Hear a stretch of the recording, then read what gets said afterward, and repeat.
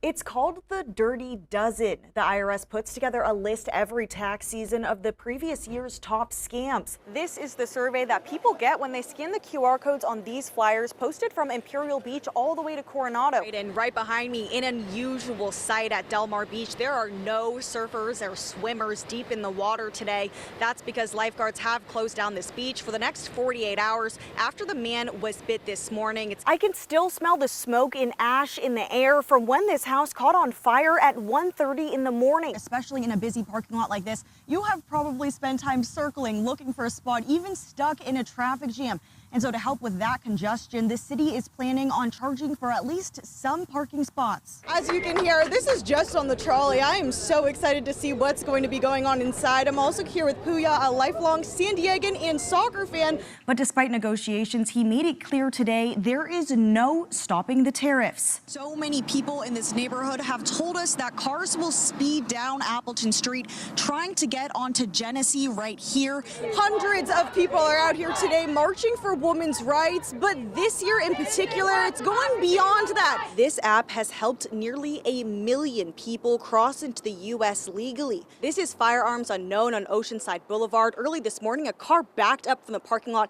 into the front window. Now it's boarded up and the store remains closed until later this week. And attempted repairs have even caused serious damages, like digging up this front yard. A microchip can save your pet's life, but what if it doesn't work properly? When you sit down at a restaurant, you're used to having a server come to you.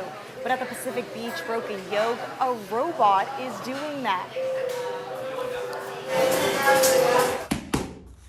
Exactly 1 week ago, 11-year-old Kevin Awuda's life changed forever. He'd been training with Muay Thai coach James Gregory for about 1.5 years. Very dedicated young person. It's rare to have a young person who not only comes every day and is focused, but then does work on their own outside of the gym. Kevin was training for his next fight in January, still written on a board in Gregory's gym. Big promotion there. When he went on a run with his teammates just down the street in a 30-mile-per-hour zone. Gregory saw a video of the incident. The dog lunged out at the boys as they were running, and Kevin jumped back into First Street and was hit by a vehicle that appeared to be speeding.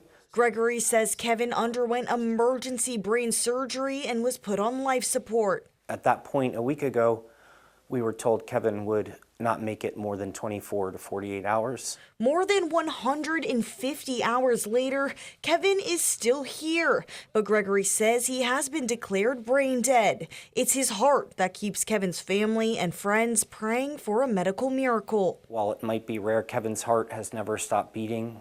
There are many cases of spontaneous regaining of consciousness in this situation. And Kevin's beat the odds before. He won this belt in a Muay Thai championship after only a short period of training. So he was really an ideal and a model student and someone who a coach loves to have. Kevin's heart remains strong while his friends and family try to stay strong too. The name of our gym is Pure Heart Muay Thai, but they've said that his heartbeat has always been strong. I held his hand in the hospital.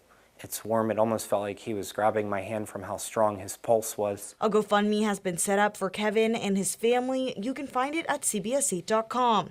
We reached out to California Highway Patrol for comment, but did not hear back. Had there been a speed bump or a stop sign, perhaps things would be different right now. Gregory says CHP is investigating the video, and it's unclear if the driver will face any charges.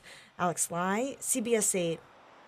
One resident says the scene behind me, these green trees with wind and sun blowing, is a normal day in Pacific Palisades.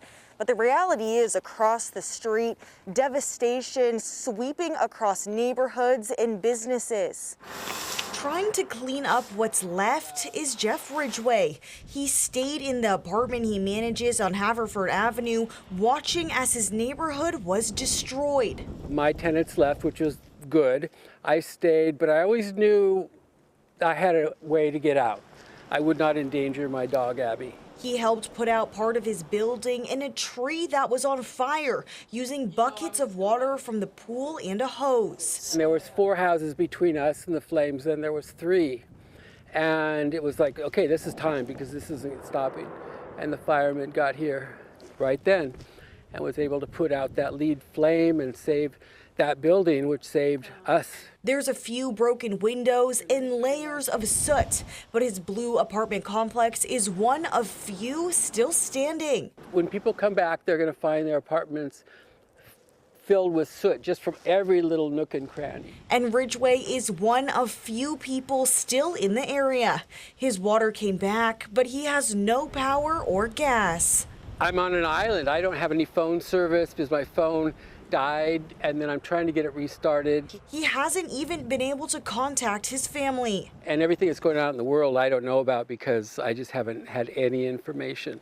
His street is blocked by downed power lines in each direction. He can walk through this alley to get onto the main road. Down farther were some empty buildings, but also a children's toy store. Amid a town of destruction, So lucky. I am so lucky. I really feel that. is hope. I've been sort of sweeping stuff away and just letting people know that, there's got to be a life after. In Pacific Palisades, Alex Lai, CBS 8.